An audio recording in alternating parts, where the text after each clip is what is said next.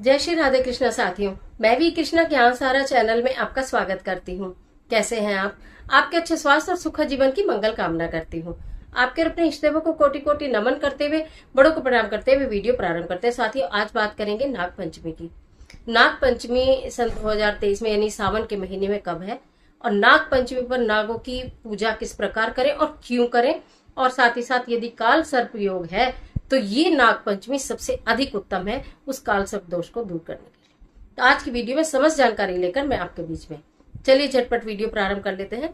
लेकिन उससे पहले यदि अभी तक चैनल को सब्सक्राइब नहीं किया है तो चैनल को सब्सक्राइब जरूर करिएगा और बेल आइकन का बटन भी प्रेस करिएगा, जिससे आने वाली वीडियोस का नोटिफिकेशन आपको मिले सबसे पहले।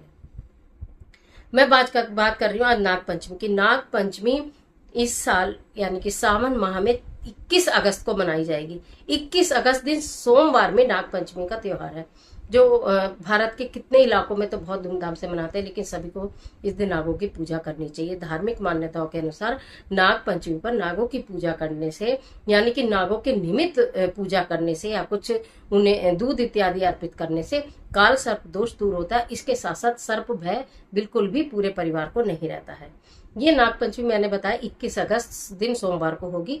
नाग पंचमी आखिर हम क्यों ही मनाते हैं, आप सब लोग अच्छी तरह जानते हैं कि भगवान श्री हरि विष्णु शेष नाग की शैया पर शयन करते हैं, और शेष नाग जो है उनके ऊपर संपूर्ण पृथ्वी का भार भी है।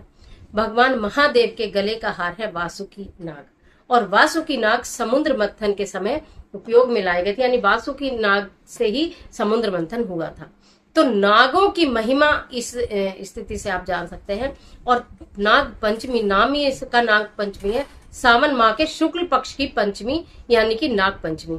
इस दिन हमें क्या करना चाहिए, यानी कि आपके घर में पहले ये पंचमी कभी होती हो या नहीं होती हो, लेकिन अभी इस बार आप कर लीजिएगा। उसमें कोई विशेष नहीं है, सिंपल साधारण तरीके से पूजा विधि बताऊंगी और एक आपको उपाय भी बताऊंगी, एक चीज बताऊंगी जिससे काल सर्प दोष दूर हो जाता है नाग पंचमी के दिन पूजा करने से।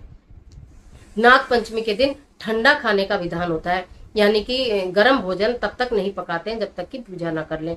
कच्चा कोयला जो होता है ना, कच्चा कोयला उसको घिस के, पानी में घिस के थोड़ा सा लिक्विड कर लेते हैं और उसी से नागों की आकृति बनाई जाती है, घर के मुख्य द्वार पर भी और चौखटों के ऊपर भी। जो घर की चौखट होती है उसके ऊपर, इधर उधर नहीं, ऊपर की तरफ यानी छत की तरफ नागों की आकृति बनाई जाती है। नहीं तो घर के मंदिर में एक सफेद कागज पर नागों के 2 जोड़े बनाकर आप उसकी भी पूजा कर सकते हो।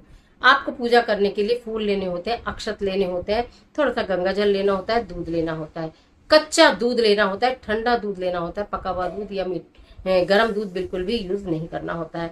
जिससे आप नागों की पूजा करते हैं। आप ओम नमः शिवाय मंत्र की माला का भी जाप करेंगे तो भगवान महादेव प्रसन्न होंगे और कभी भी नाग का भय आपको नहीं सताएगा, नागों का भय आपको बिल्कुल भी नहीं रहेगा, पूरे परिवार को नहीं होगा, और नाग आपके जीवन में कभी कोई कष्ट भी नहीं पहुंचाएंगे, डराएंगे भी नहीं और कष्ट भी नहीं पहुंचाएंगे। तो ये तो बात हो गई नाग पंचमी पर साधारण आपको किस प्रकार पूजा करनी है। अब आपको एक उपाय बता देती हूँ। नाग पंचमी की तो बहुत अच्छी सुंदर कथा भी है, और नाग पंचमी पर बहनें अपने भाई की रक्षा के लिए पूजा करती हैं। और खास तौर से आप देखें तो कहीं कीकर का पेड़ हो, अगर कीकर का पेड़, कीकर मेरी बात समझ रहे हैं, जो बिल्कुल कड़वा पेड़ होता है, उसमें इतने लंबे लंबे कांटे होते हैं, बारीक बारीक पत्तियां होती हैं और इतने लंबे लंबे कांटे होते हैं, कीकर का पेड़ होता है वो।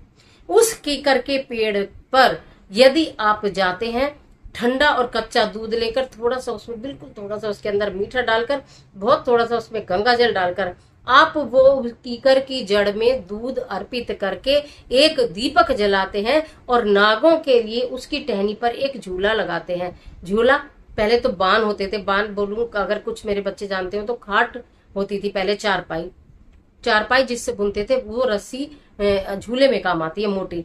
उसका जो पतला होता है, पतली रस्सी, उसको हम बान कहते हैं।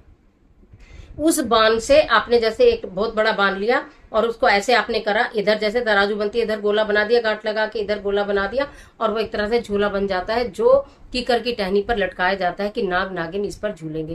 कहने का मतलब ये, नागों को प्रसन्न करने के लिए रोली का प्रयोग नहीं किया जाता, कुमकुम का प्रयोग नहीं किया जाता, कहने का मतलब हल्दी का प्रयोग किया जाता है, इसमें हल्दी का प्रयोग किया जाता है।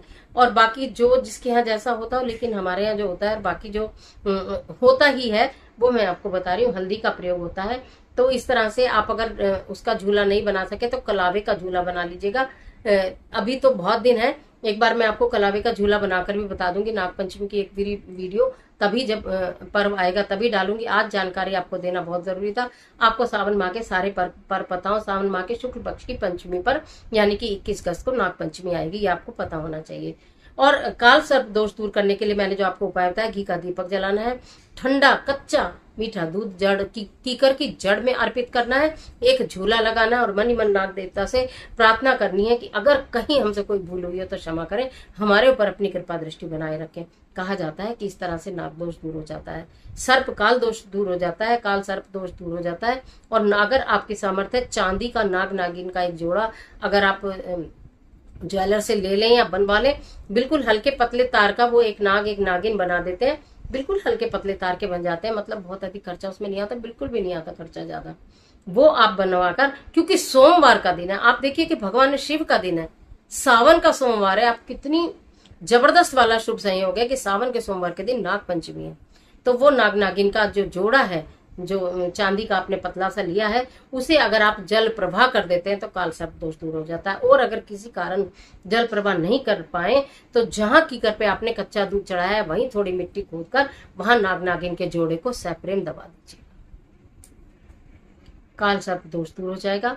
भगवान शिव की कृपा बरसेगी, नागों की कृपा बरसेगी, कभी नाग का भय नहीं होगा। नाग पंचमी का दिन इतना शुभ है, इसे भैया पंचमी भी कहते हैं, क्योंकि इस दिन बहनें अपने भाइयों की सलामती के लिए, उनकी खुशहाली के लिए, उनके सुख और समृद्धि के लिए इस पूजा को किया करती हैं। इसकी कथा भी मैं आपको, अगर कमेंट बॉक्स में लिखोगे कि आपको कथा नहीं मालूम है, पहले शायद प्रीवियस वीडियो मैंने कभी बताई भी होगी, तो मैं आपको इसकी कथा भी सुनाऊंगी। कथा में स्पष्ट ये आता है कि जिस बहन के कोई भाई नहीं भी हो, और अगर है तो बहुत अच्छी बात है, नहीं हो तो भी अगर वो मनी मन नाग देवता को अपना भाई बनाती है और कीकर के वृक्ष की पूजा करती है, कि कीकर के पेड़ की पूजा करती है नाग पंचमी के दिन, तो नाग उसकी सदा सहायता करते हैं। ऐसे नहीं कि उसके पास आकर उसकी सहायता करेंगे, कहने का मतलब ये कि धन धान्य की कभी कमी नहीं होने देती। पाताल लोक में रहते हैं ना, जहाँ खजाना ही खजाना है। तो आप मेरी बात को समझ गए होंगे जितना मैंने कहने का प्रयत्न किया। तो नाग पंचमी की आप सभी को शुभकामनाएं। आज के लिए इतना ही, इजाजत दीजिए। आशा करती हूँ वीडियो आपके लिए बहुत उपयोगी साबित होगी। मिलते हैं एक और जबरदस्त वीडियो के साथ, तब तक हंसते रहिए, मुस्कुराते रहिए, अपना और अपने अपनों का ख्याल कीजिए। वीडियो अच्छी लगे तो लाइक कीजिए, अपने फ्रेंड के साथ अभी से इस वीडियो को शेयर कर दीजिए, जिससे सब इसे सुरक्षित रख लें और नाग पंचमी का पर्व कोई ना भूले। कमेंट बॉक्स में ओम नमः शिवाय जरूर लिखिए। ईश्वर आपके